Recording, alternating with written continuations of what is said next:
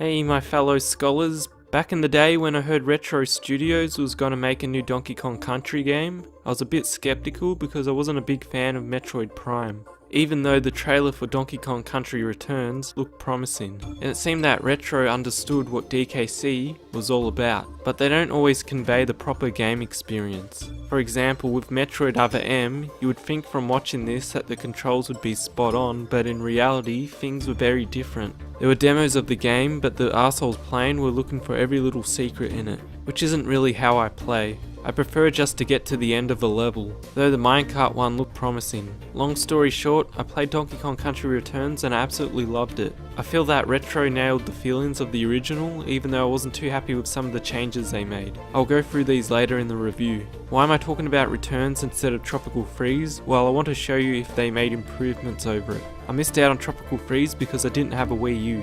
The DKC series are my favourite ever video games. I always go back and replay the original trilogy. Even though I've replayed these games countless times, they never get old. I have just as much fun as the first time I played them. So let's get right into the review! The story goes that the DK crew are celebrating Donkey Kong's birthday when a bunch of animal Vikings arrive to the island. They blow a bunch of horns and out of one of them comes this badass ice dragon. The crew gets blown away and DK Island gets frozen. Now it's up to you to beat the generals and reclaim the various islands and eventually your own home. Simple and skippable, just how I like it. Now what are the differences between this and Returns? It's mostly the same, but now you can have Cranky or Dixie Kong to assist you. Cranky uses his cane as a pogo stick, which makes you able to bounce higher and off spikes, and Diddy Kong remains the same. Depending on the stage, they offer their various advantages. I'd agree with most people that Dixie is the best out of the bunch. However, there are some levels where I preferred Cranky and Diddy, so they're not absolutely useless.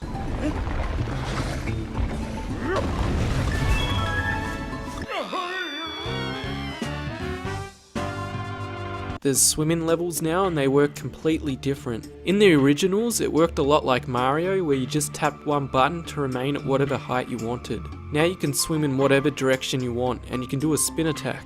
For some reason they give you an air meter, which I find pretty stupid. I never understood why developers keep putting oxygen bars in their games. It annoys the crap out of me. It slows the game down and I think it's unnecessary, because the level design should be enough of a challenge. The originals didn't need one and the water areas were just fine. Each Kong provides you something unique underwater. Diddy Kong gives you an extra speed boost, Dixie twirls her hair and gives you constant movement, which makes you able to swim through stronger currents. And Cranky can hit enemies with his cane, even the spiky ones. The controls took some getting used to. You can move the Kong in whatever direction you want to go, and they'll swim normally, but press the jump button and they'll do a breaststroke, which makes you go faster. It's a lot like Super Mario 64. I have no problem with that. When you swim like that, the movement is actually really good, but when you do the spin move, your Kong is just so damn hard to control. There are moments where you have to do that spin attack so you can't avoid it. Another problem is that when you switch directions, he doesn't instantly go the other way. If there's an enemy behind that you want to attack, you're pretty much screwed if they're at a certain proximity to DK. And last of all, it doesn't feel like your character moves in the exact direction you want it to. It's hard to explain. One advantage is that you can move a lot quicker through a level. The stages themselves are really cool, and by the end they make sure you've mastered those damn controls. Overall, I think the movement is decent, but it could be better.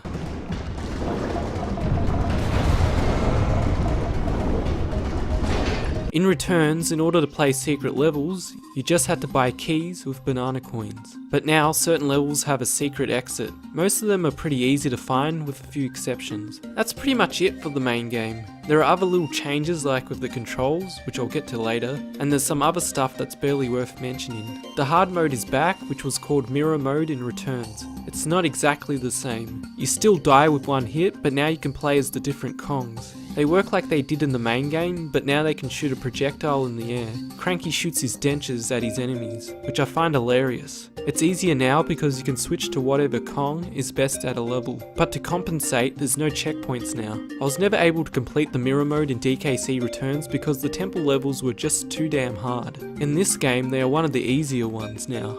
However, the boss fights are just so hard. In the main game, there were plenty of opportunities to get a heart piece. What makes them so much harder is that they're a lot lengthier than they were in Returns. It took me 6 hours to beat the final boss on hard mode. That drove me insane. Overall, hard mode is easier than mirror mode despite no checkpoints, because I was able to complete this one, even though I died like a bazillion times. When I go to replay this game, I'm never playing hard mode again. I had my fun, but damn did some levels kick my ass.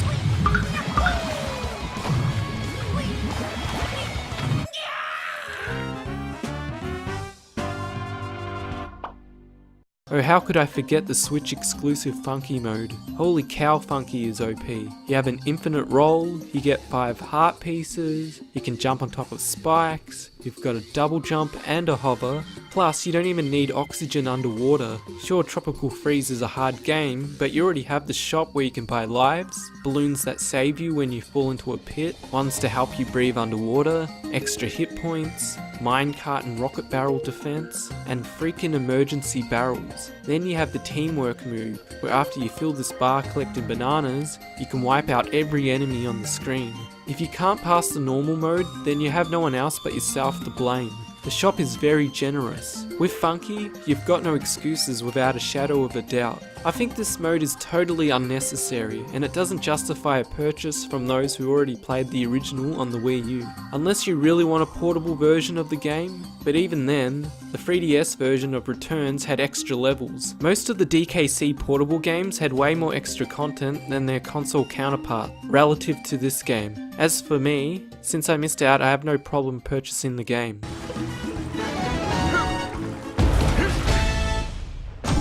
There's this whole debate whether the game should be cheaper or not. Chigai's logic is that it should be cheaper because then you could justify Nintendo in selling games like Super Mario World for full price, as in its original amount. First of all, Tropical Freeze debuted 4 years ago, whilst the games you're mentioning are way older. Second of all, if no one purchases it, it will become cheaper anyway. The game got a lot of praise, with people even calling it the greatest platformer ever. The market will decide if the game is worthy of that price. Perhaps by some miracle the game will get its due on the Switch with the bigger install base. Maybe it was the timing and the Wii U's fault for the poor sales. I'm open to that possibility. Personally, I think if it didn't sell well back then it won't do well now. I've seen it with a lot of games, even with ones that become cult classics. Sure, it will sell more, but it won't be by a massive amount, nor will it ever reach Returns numbers. Okay, I'm totally biased. I want more Donkey Kong Country games. I want Retro to make a trilogy like they did with Metroid Prime. I hope it sells well.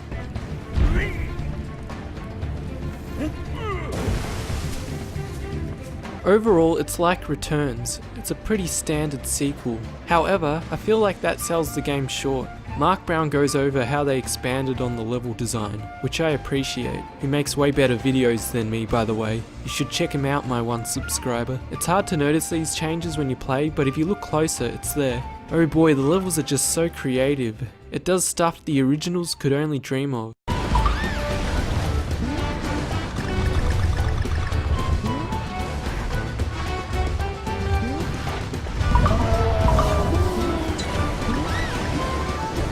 I like the various things that go on in the background controlling the platforms. For example, there's one level where Fruit rolls down and flips these panels. They really put a lot of effort into the mechanics of that. I love all the hidden tutorials in it. There's this one where you face off against this fire porcupine. He's near one of those things, I still have no idea what it is, but when you do a ground pound on one, you get a collectible. When I see one of these things, I want to ground pound it, and by accident, quotation marks, it puts out the fire on the enemy. So now I know the ground pound is effective against these things. Another example is that a penguin with a helmet and a spear is on a panel. You already know you can ground pound to go through panels. When you do that, you notice that it stuns him.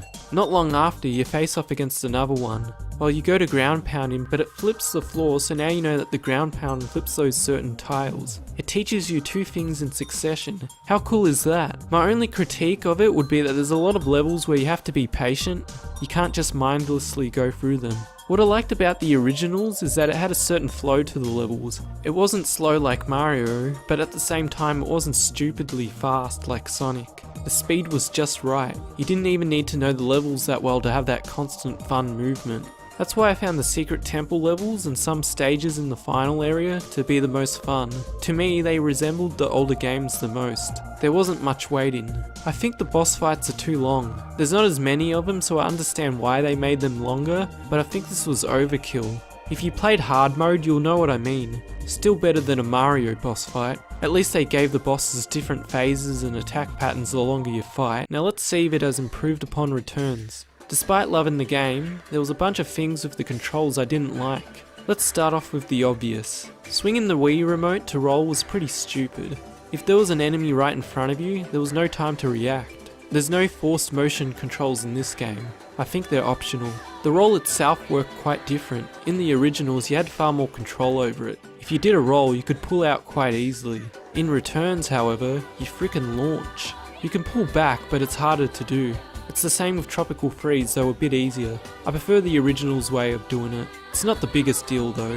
In Returns, you had to hold a button to grip onto moss walls and vines, which I thought was just stupid, because in the originals, you automatically clung to those things. It really hurts your hands after a while. Holding onto an extra button while doing platforming feels so awkward. Tropical Freeze does the exact same thing. What the hell is with Retro and holding onto buttons? In Metroid Prime, you had to hold a freaking button to lock on enemies. It became a real pain in the ass for the boss fights when you had to hold on for a long time.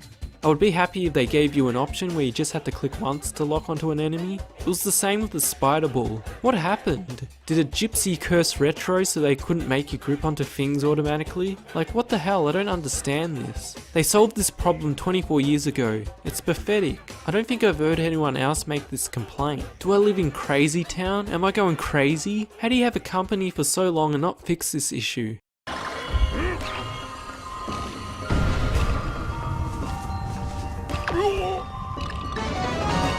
Another thing I didn't like was how you had to press the jump button at the precise moment you land on the enemy's head to get extra height. In the originals, all you had to do was hold the jump button. It was really easy to do. Tropical Freeze does the same thing as Returns, however I found it easier to pull off. Just when you're about to land on an enemy, press and hold jump at the same time. I can do it most of the time. In Returns, I was a lot more inconsistent. It's a stupid way to make things harder than they should be. It took me completing both games to figure this out. I definitely prefer the original's way of doing it. The shuffling when you turn or go faster pissed me off in Returns. Parts where you had to go from bottom to top became harder. In Tropical Freeze, it's nowhere near as bad. Plus, I think they just designed those kind of sections better. It's not perfect, but it's good enough. Another stupid thing was that you could bump into walls. Who cares, I hear you say? It could really screw you over in those bottom to top sections when you get chased by something such as rising lava. It's still there, but instead of getting rid of it, they just designed the levels better so it would be of no consequence. I noticed that in the minecart sections that there were only 2 jumps in Returns, small and big. In the original it worked just like your normal jump, but on rails of course. It was a pain in the ass in Returns, because you had to make split-second decisions on whether to do a small or big jump. If you chose the wrong one, there was nothing you could do about it. You were screwed. There was no pulling out. Tropical Freeze fixes this issue. Yay! I mean, the levels in Returns were really creative and fun, but that control scheme was dumb. The rocket barrel and minecart sections were a real spike in difficulty.